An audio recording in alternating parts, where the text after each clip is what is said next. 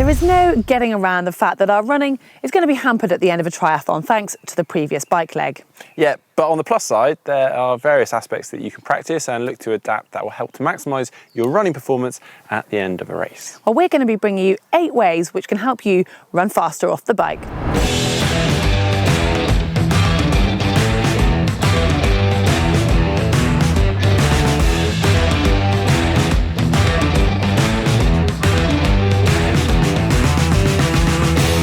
In the race. Now, there are several things that you can do to reduce that post-bike jelly leg feeling that you can implement right away and don't even involve any training. Yeah, now we've touched on this one before, but actually matching your cycling cadence to your natural running gait can make a huge difference. Now, say for instance, you have a natural running gait of about 85 strides per minute. If you can try and ride at around 85 RPM or revolutions per minute, that can make a huge difference. Don't worry if that actually feels really uncomfortable, maybe that's higher than your normal race cadence on the bike, because actually stick to what you're comfortable with and then at least change it for the final kilometre or so, and that will still make quite a difference.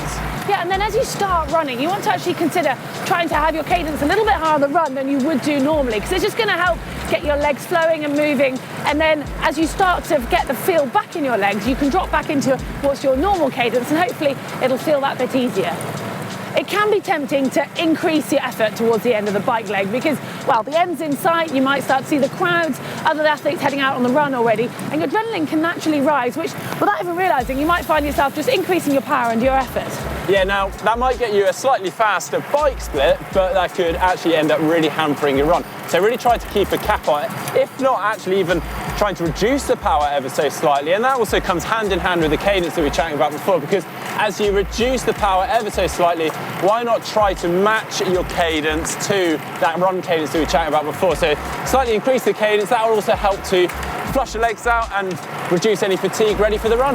Yeah, and obviously it does depend a little bit on those final few K of the race, because if it's uphill then you're going to struggle to reduce your power, but you can at least not put in any extra effort. And then if on the other hand it's downhill into transition, you might be freewheeling, but still just try and spin your legs out, because any movement's going to increase the blood flow to your muscles, which in turn will help when you start running.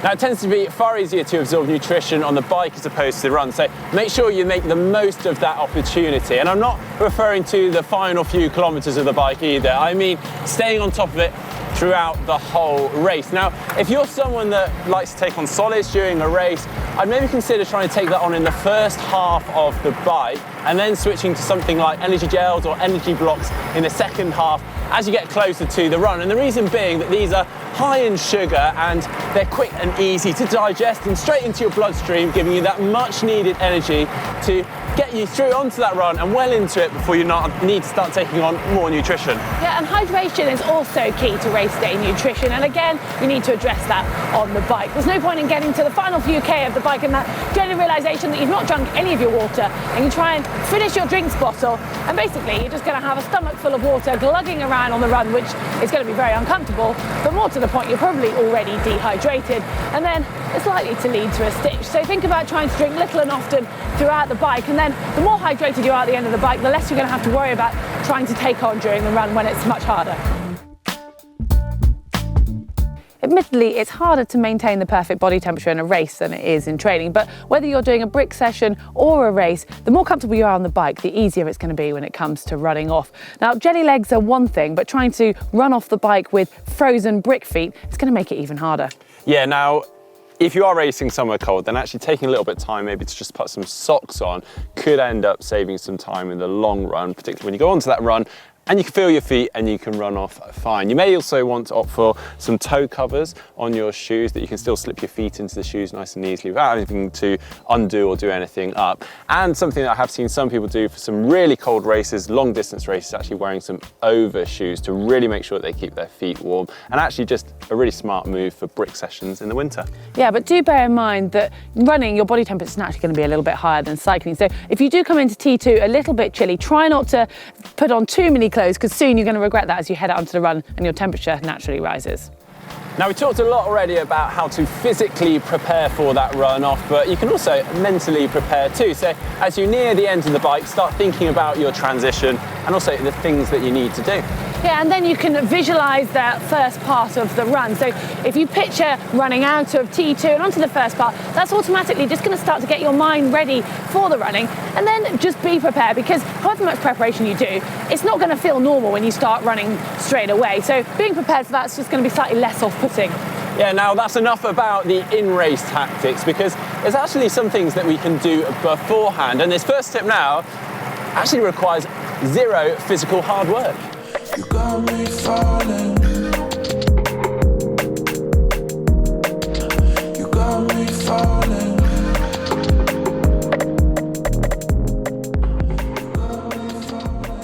Cycling naturally puts your hips in a more closed position or more flex than running does, and it can lead to problems if you're spending hours on the bike to then suddenly being in an upright position running. Yeah, now the position on your bike can make a significant difference here. So if you're riding a TT bike, what you find is they tend to have a slightly steeper seat tube angle, and that instantly puts you slightly further forward in relation to your bottom bracket, which helps to open up the hips, which really helps with that run off. Now, don't worry if you don't have a TT bike, because if you are riding a road bike, you can pop some clip-on aero bars on there and then just adapt that position on the road bike so you can increase the height of the saddle and also push that saddle forward, and that is definitely going to help. This change in position will naturally alter your muscle recruitment, and it actually means you're going to be activating more of the posterior chain, so your glutes and your hamstrings, which in theory should leave your quads a little less fatigued for the run. Yeah, and talking of muscle recruitment, another area you can look at is your cleat position. Now, this is something I've played around with. I've actually pushed my cleats ever so slightly further back, and I actually know a lot of other people that have done this,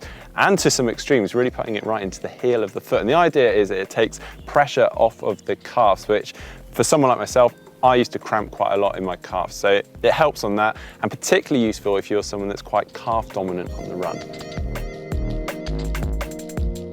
Okay, I'm first to put my hand up that I hate these type of sessions, and as a result I probably don't do them often enough, but the more often you do a brick session, the easier the run off the bike will become, and obviously how hard it is depends on what bike and run you decide to combine. Yeah, now ideally you want to replicate the effort level and the fatigue that you're going to experience come race day, so just be mindful of that when you're designing your session. Now, it's actually this first part of the run that is the most important, or at least it's the most uncomfortable, so a good idea is to actually start adding short runs onto the back of quite intense rides, so even just 10 to 15 minutes off the back of something that's got some race pace type efforts in, and that's going to be a huge benefit to you. Yeah, and if you want something a little bit more hardcore at the other end of the spectrum, you could even go to the extreme of doing bike run, etc. But for some more ideas on brick sessions that you can have a go at, we've got a video on that which we'll share with you at the end of this. Now, as I mentioned already, the idea of a brick session is to replicate the level of fatigue that we feel towards the end of a bike.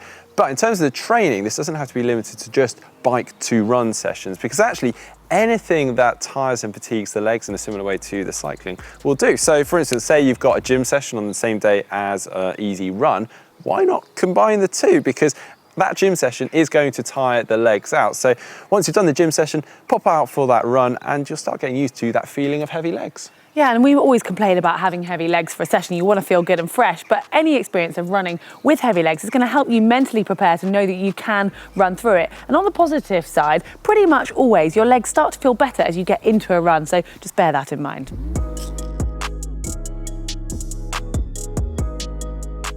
Well, as you can see, there are several ways which can make running off the bike that much easier, and some of them don't even require any effort. Well, that was a very good run off the bike, Heather. If you'd like to see more from GTN, you can click on the globe and subscribe. If you liked today's video, please hit that thumbs up button. If you'd like to find out how to run faster without actually training more, then you can see that video by clicking just here. But if you are prepared to do some training, then we've got a great video on some sample brick sessions you can try out just here.